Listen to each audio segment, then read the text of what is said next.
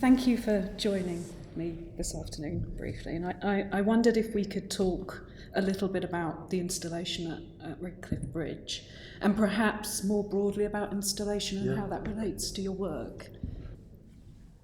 It really started with Joseph Wallace saying, would you be interested in doing an installation? And then when we said, sure, why not? And then he said, it's on a bridge, and it's an old control tower. So of course, I think the whole thing with installations is that it really does depend on site-specific. Yeah, is it site-specific, or is it just an empty room, or is there a theme? You know, so you sort of want to know how you're going to personally navigate what the options are. And then he said, it's just an old control tower, it's empty, you can do whatever you want. And the bridge doesn't work. And yes. So I think with that in mind, we just said that, or we did a little homework on the bridge. I mean, about the bridge, that how it worked. It was a bascule bridge. So I think we just took the theme that the action of this bridge, if it were transferred to a private room, that if suddenly your floor lifted like a bridge, and some, as we said, some mystical occurrence, some event suddenly transpired, like was in the middle of the night, your floor heaved, and a ship passed through, or at least the mast of a ship.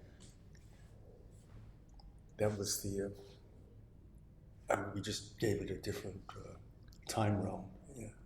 I mean, in the sense that it was sort of a metaphysical conversation between Sasetta and Uccello, because we've been studying these two men recently. We thought this would be ideal to float on this upheaval of the bridge.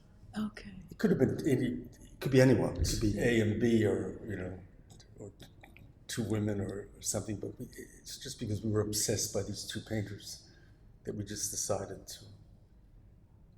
So you brought that along into the installation. It's part of the fiction. Yeah, it's part of the fiction that you threw into the elements.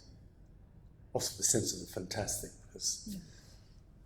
and the unlikeliness that such a conversation could have even taken place. It couldn't, because they didn't live at the same time. Yeah, they did. They did. I think they said, they did just overlap. different cities. Different cities. Yeah. So an element of the improbable. That kind yes, of. for sure. We like for sure. Yeah. You spoke as well about objects or spaces that had a previous function now being imbued with a new function, and that seems to be something that's evident in your work with the puppetry as well, that puppets are kind of an ensemble of... Yeah. Yes. And we do like that side. I mean, that's... I think it works better for installation, like what we did here, where its former existence has been usurped by its non-functioning side, and then, but at the same time, you can elaborate it in a further way. But I don't think we really do that with film. We're working on the films. Do we? I think we like the notion of puppets can be imbued with literature, and that literature that you felt was recalcitrant or marginal, that suddenly not live actors were achieving it, but that these figurative characters, in fact, basically dead wood, could be moving a greater fiction that otherwise was not permissible to them. I guess that's side two of that with the kingdom of puppets, that there's a sort of entomological universe that when we watch insects and their habits, or it doesn't have to be insects, it could be reptiles or things. you think of some of the David Attenborough things, and you're absolutely, it's astonishing just To observe. to observe and watch these habits.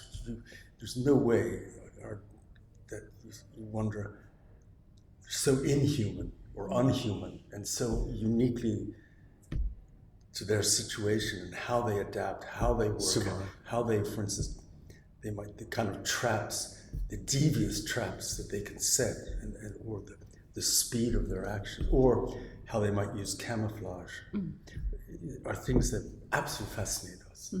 And I think we try to bring all those elements to the puppets. Yeah, there's a kind of uncanny movement. Yeah, because that- also, and yeah. also attributing them to objects, because in a sense, or when you say the climate of a room or the barometric pressure of a room, these things are also alive for us. So they also have their densities, and I think that's very important that the rooms or the spaces are sometimes more powerful than the puppets. So, Yes. but that's. I And think that it's a disorientation Yeah. is the disorientation is pleasurable rather than off-putting. Or it can be very disturbing. Or very yeah, disturbing. exactly. But I think that it's a scenographic space that right away, that when you're conceiving the puppets, you're also conceiving already this scenographic space around them, which I think we've always have always wanted to make even more powerful than the puppets. That's how it seemed to me, that space has a privilege in your work Yeah. that is Yeah. quite unique in some ways. And also that's- light, the Yes. sense of light, Yeah. Yeah. or lack of light. Yeah. Yeah. So your exploration of work in spatial design, such as theatrical set design and installation. So what is so compelling about space? Are spaces complete works in themselves, aside from their context in film or in theatre? Well, it's that anecdote that if when we did the film on anamorphosis, that there is that one privileged position, that one viewpoint or tile you have to stand on when you come into a room or cathedral, or wherever it could be. Yeah, cathedral could be on a the famous one, the Holbein painting, when you have to move all the way to the right-hand side. And we thought of it in the theater, if you said seat J7 was the privileged point, secret privileged point, that during the performance, at a certain point, only J7 would burst out laughing because he saw one privileged point that nobody else could see. So it's a sort of so it'd be the most desired seats. Everybody's trying to get But they Jason. didn't know. a lot of money for it. Until it happened. Yeah. And Just one person. yes. So in a sense, it's like it's almost like the idea of that space could be so powerfully, achieved or wrought that this is the position where everything comes together, all the forces, all the linings, Barometric pressures, et all cetera, come et cetera, together et cetera. at this point, and there should be a revelation at that point, some kind of revelation. So, in that sense, it's nice to conceive space that it has that potential, that richness, that it's not just a flat decor and you just light it flatly, but that they're also unique, how they're conceived and embodied. Yeah. With installation, I was wondering whether there's a reversal of communication from film, in that with regard to the universe of installation is still, and the world around is in motion and flickers with movement and light, and so that the performance seems to happen outside of the box, or does it happen outside of the box, or what is that relationship about? I mean, for sure, you? the cinema gives us the privilege of the camera's point of view, which we determine. Yeah. And so what the camera sees is all seeing. And if anyone comes into an installation, they bring their own sense of either boredom or randomness, and they may not position themselves. But it's the multiplicity of views that an installation offers. can give you. That Never singular. Whilst for cinema, it is utterly singular. It's the only one. Yeah. I do think we like to control like that. So you do have to think a little bit differently with the installation, or how many viewpoints there are. Yes. But also, it's nice because we enjoy it too to rove around the sculpture, as it were. Like in a museum, when you can circle something, that's great. A camera can also track around, but again, We're determining that. Yeah, we're determining exactly how much you're seeing. Where the eye is specifically. Where the focus is specifically. And what music you might be hearing or sound effects. Yeah, everything's layered. Because in an installation, you're going to have cars going behind or buzz of people talking. Crowds. And no, which is fine. But yeah. So you have to build in all those, what's the... conditions or conditions, but aleatoric conditions that it might be very interesting, and if you made a recording on that day, or made 5 recordings over 5 days, and you therefore made 5 soundtracks, it would be very, very interesting, because every one of those soundtracks would tell a different story about how you're watching that object. So those elements intrigue us. Yeah. How does it feel? We're moving from film where there's such tight control to this. Well, I guess what you're putting your focus on is creating that you're really investing the object with a sense of 360 degrees, that it can be perused, or maybe a certain amount of, maybe it's 270 degrees, or you might, like on this one, there's a picture frame, so you pretty much have to arrive in front of it. we should put footmarks outside. Yes, we should. At the base of it outside. Stand here. I was there this morning. Saying that, Yeah. But I think it's no, you realize you have to conceive the object to be traversed from any angle and to be seen from any angle. That's fine. You just have to be a little bit more thorough. Okay. It's like there was this this Joseph Cornell exhibit in London right now. Only one of his pictures, you can walk 360 degrees around it. You're meant to see behind. And this is one he gave to Marcel Duchamp as a gift. That's nice, because sometimes it's true. You're only permitted to see so far. But I must say that a lot of times when we, in books on painting, when they show the rear side of the wood panels, and you see the strutting, and you see all the marks, the wormholes, and the markings that museums will often make. It's equally beautiful. It's fascinating. It's just a whole different dimension. Second story. It's a second story It's the life of this painting. The historical life of this painting is told differently than on the front, which looks pretty immaculate, unless it's been unrestored. But So there are more layers, there potential. is, Even when they show pictures, when you can look at them from the side and they'll point out a detail where the dowel was shoved through, or sometimes how they had to put in those butterfly clamps to sink because the wood starts to bow.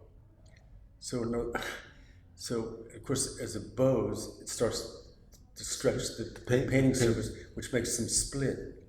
But if they bow inwards, that's even worse. Then the paint just crumbles and disappears. So it's better to have it stretch and just get those nice cracks. Convex bow rather. The convex, exactly.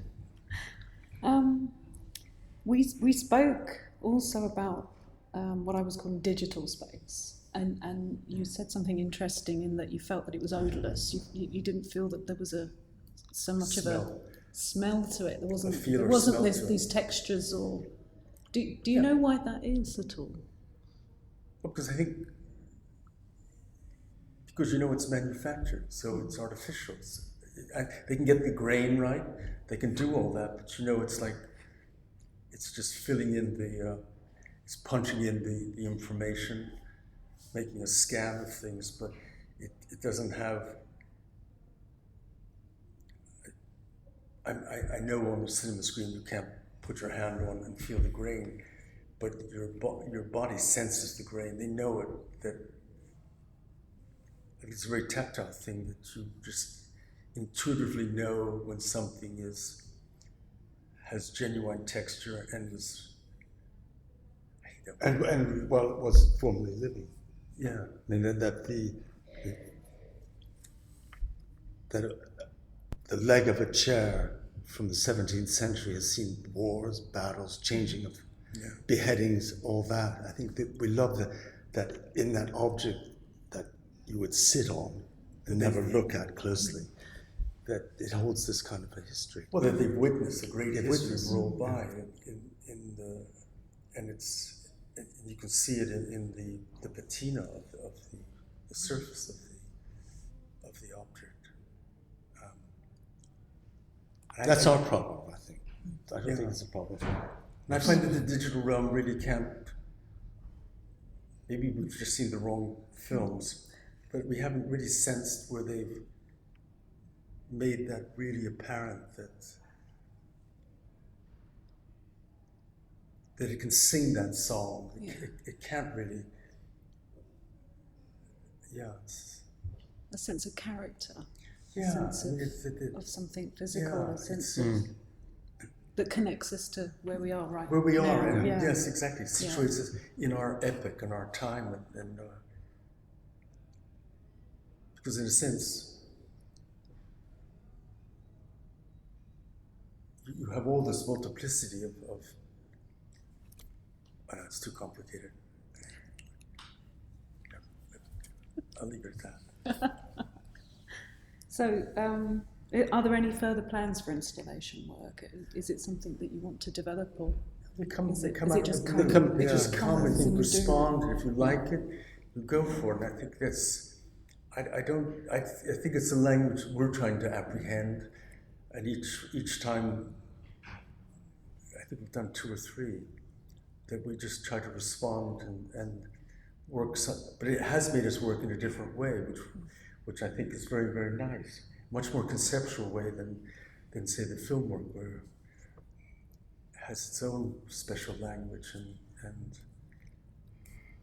Is it possible to bring something of that back into the film work once you go over here? yes, I think so. Yeah. I think it's in the same way that when we've done theater or opera, there's certain things that's so endemic to their laws of their language that you bring it into your cinema. So theater, the theatrical side, we try to often bring into our film work, and I think it's sort of, and then also we take our cinema into the theater side too, because there's certain points where you can say, but if you cinematize this, it would work in a different way, and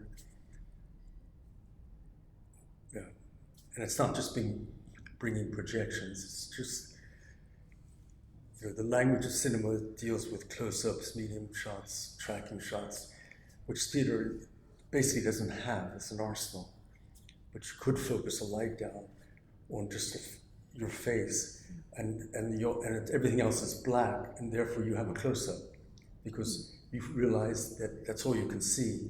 So it's like your face rushes. I mean, but theater always did that anyway. So, but it does create that kind of a feeling of a close-up. And cinema would never do that. Yes, They would just give you a close-up. Yeah. They would. That's true. But They would never risk that stylization. Rarely, one or two. But like people like Bergman, Ingmar Bergman, who worked so much in the theater, the whole year round, from like October to spring, would do all his theater, in the summer he would shoot all his films, and it was strictly laid out that this is, and then he would take the cast from his feature from the theater, and then abduct them into to the one film he shot every summer. And he methodically worked that brilliantly. That's the way he worked with his things. So, and there was a man who knew how to pull theater into his cinema and take it and go the other way. And we've learned a lot from this example. So with regard to other forms, have you worked with live puppetry? And we've done some ourselves with a couple of the films where we actually manipulated live puppets, but it's pretty invisible. But we've never done marionettes, which in front of an audience, or no. cinema's different. Yeah, I mean, privately we'll work with rod puppets or things like that, but the technical craft you need to operate marionettes is so sophisticated, and we just haven't gone that way. Yeah, but love it, beautiful. Yeah, good to watch. Yeah, for sure. Magical.